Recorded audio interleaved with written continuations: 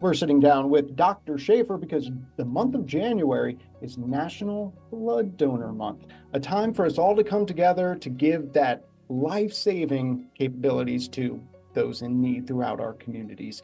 Dr. Schaefer, first things first, why is it important for us all to try and take part in National Blood Donor Month?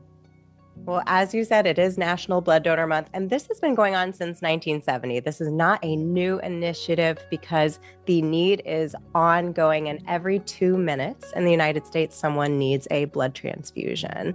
We also know that, unfortunately, blood products don't have a very long shelf life, so it's not just in January that we need to have this really important call to action and thank you to blood donors, but throughout the year to continue to give this wonderful gift of life because the need is always there.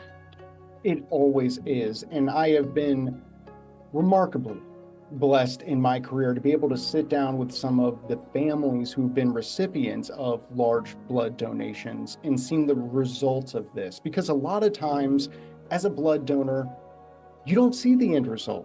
You don't see the lives that you are saving with your donation. So what is the best way to take part? I mean, there's a lot of blood donations, I'm assuming, coming to Northern Michigan this time. Exactly. So you can actually call 1-800-RED Cross or go to redcrossblood.org to find out the best way to donate in your area, and also tips about hydration and also having a healthy snack for after you donate, and also just for education. Unfortunately, we don't hear a lot anymore about blood donorship. And it's very interesting because we actually know statistically that our pool of blood donors across the country is aging. So it's really important that we have opportunities like today where we sit down and educate about the need for blood donorship, and not only educate the people that we already know are giving, which 75% is often people over the age of 50 who are donating blood, but also get into schools and our local communities and make sure everyone understands the amazing gift of life that they can give. And this is one of those topics that unfortunately has gotten muddied in this age of misinformation that we find ourselves in. There's so many rumors and conjecture out there. Something that I hear quite often that people give as a reason why they're not blood donors. Oh, well, I don't want, the government to be able to run DNA tests on me and put me into some system just because I donate blood, which is an absolute falsehood. Right. Could you potentially share, what does happen with that blood once it's donated?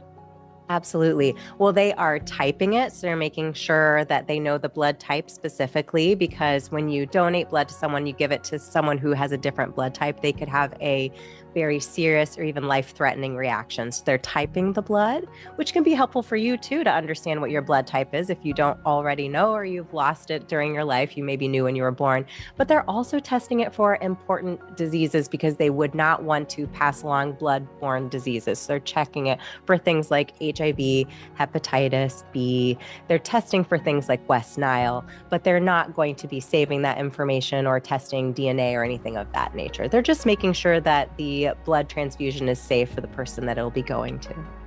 That absolutely makes sense. And it's such great information. Hopefully that clarifies that point a little bit. Now, folks, get out this month if you are able. Donate blood to those in need.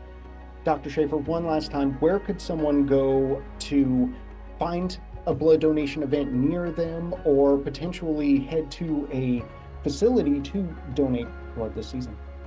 Exactly. You never know when there can be an accident, a birth-related trauma, or when someone has a chronic blood disease like sickle cell anemia and they need blood. So it's so important to give. So please go to redcrossblood.org or call 1-800-RED-CROSS and find out how you can donate today.